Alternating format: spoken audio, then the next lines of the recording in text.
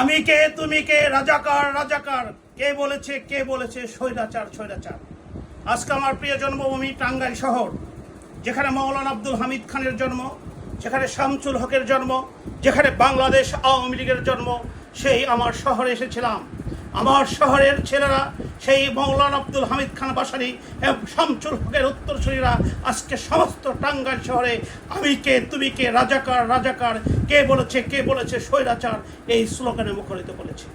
যে শব্দটাকে সবচেয়ে বেশি ঘৃণা করতাম রাজাকার রাজাকার, এখনো ঘৃণা করি, কারণ মহান মুক্তিযুদ্ধকে ধারণ করি।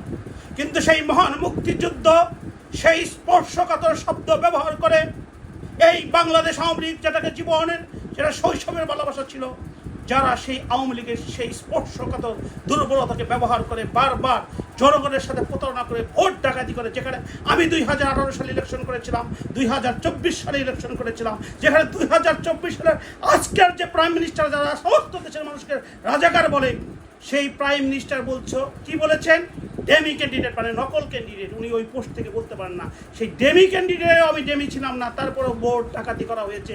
এবং একজন সন্ত্রাসীর ছেলেকে, যে আমাকে বারংবার মারার চেষ্টা করেছে, মেরেছে, গাড়ি ভেঙেছে, তাকে বাণিজ্য প্রতিবন্ধ করেছে এই টাঙ্গাইল শহরে।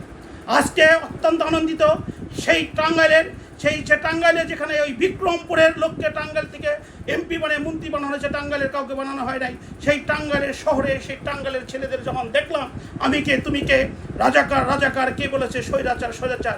দীর্ঘ 15 বছর ক্ষমতায় থাকে 90% মুসলমানের দেশ, কিন্তু ওই মোদী সরকার, ভারতের ফান্ডামেন্টাল সরকার, যারা মুসলমানদেরকে মারে, যারা মুসলমানদের ঘাড় ভেঙে দেয়, যারা মুসলমানদের শত্রু দেখিয়ে নির্বাচিত হয়, তাদের সাথে একতা প্রকাশ করে বাংলাদেশের বুকের মধ্যে দিয়ে ট্রেন লাইনকে পারমিশন দিয়েছে বাংলাদেশের লোক কেউ জানে না।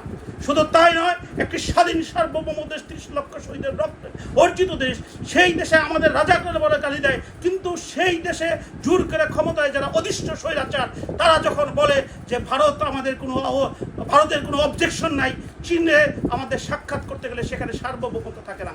আজকে দেশ জেগেছে কোঠা আন্দোলনের জন্য নয়, আজকে দেশ জেগেছে স্কুল কলেজ মাদ্রাসা সমস্ত কিছু বন্ধ করলেও এদেশের ছেলেরা, এই দেশ যারা ধারণ করে, এদেশের যারা মালিক, তারা প্রত্যেকটা গ্রাম অঞ্চলে, শহরে, তারা তাদের বাবারা, তাদের সকলেরা, যারা 1971 সালে মহান মুক্তিযুদ্ধ করেছে, যারা যুদ্ধে সরাসরি অংশগ্রহণ না করলে মুক্তিযোদ্ধাদের সহযোগিতা করেছে, তার মানে সকলেই মুক্তিযোদ্ধা। যাদেরকে গালি দেওয়া হয়েছে, আজকে সবাই জেগে উঠেছে।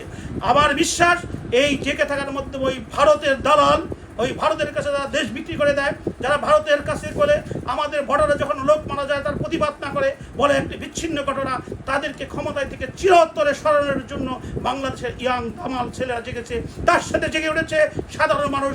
অতএব পতন তাদের নিশ্চিত, দেশ আবার সত্যিকারে স্বাধীন হবে, যেখানে দ্রব্যমূল্যের দাম ঊর্ধ্বগতি, যেখানে একটি পরিবার বাজারে গেলে একটি চাল থেকে আরম্ভ করে নিত্য প্রয়োজনীয় কিনতে হিমশিম খাচ্ছে, যেখানে একজন খেটে খাওয়া লোক তার স্কুলের ছেলেকে বেতন দিতে পারছে না, আবার কষ্ট করে বেতন দিয়ে পড়ালেও তার চাকরি দিতে পারছে না। আজকে সমস্ত শোষণ, বঞ্চনা, অত্যাচার, বৈষম্যের বিরুদ্ধে বাংলাদেশের মানুষ জেগেছে, বাঙালি জেগেছে। অতএব তাদের স্বৈরাচারের পতন হবে ইনশাল্লাহ, এবং মাত্র সময়ের ব্যাপার। তাই আপনারা যারা আছেন, যারা দিনরাত্রি পরিশ্রম করছেন, রাস্তায় পাহারা দিচ্ছেন, আপনাদের কাছে অনুরোধ, দেশের কোনো সম্পদ ধ্বংস না করে শুধু জনগণের অভিপ্রায়টাকে আপনারা প্রকাশ করেন এবং শান্তিপূর্ণভাবে আপনার আন্দোলন চালিয়ে যান। আমার মতো হাজার হাজার না লক্ষ লক্ষ লোক যারা আওয়ামী লীগকে করতো, আওয়ামী লীগকে ভালোবাসতো, এখনও যারা বঙ্গবন্ধুকে ভালোবাসে, আপনাদের পাশে আছে এবং থাকবে। যতই কালিমা দিক না কেন, রাজাকার যতই কিছু বলুক না কেন, ওরা ওই মুদিদের পেতাত্তা, ওরা ভারতের পেতাত্তা, ওরা ওই সাম্রাজ্যবাদের পেতাত্তা, ওরা হচ্ছে ওই ধর্মীয় উন্মাদনা, ওই ভারতের মোদি বিজেপির পেতাত্তাদেরকে এই দেশ থেকে চিরতরে ইনশাল্লাহ বিদায় করতে হবে। সকলকে ধন্যবাদ। আসসালামু আলাইকুম।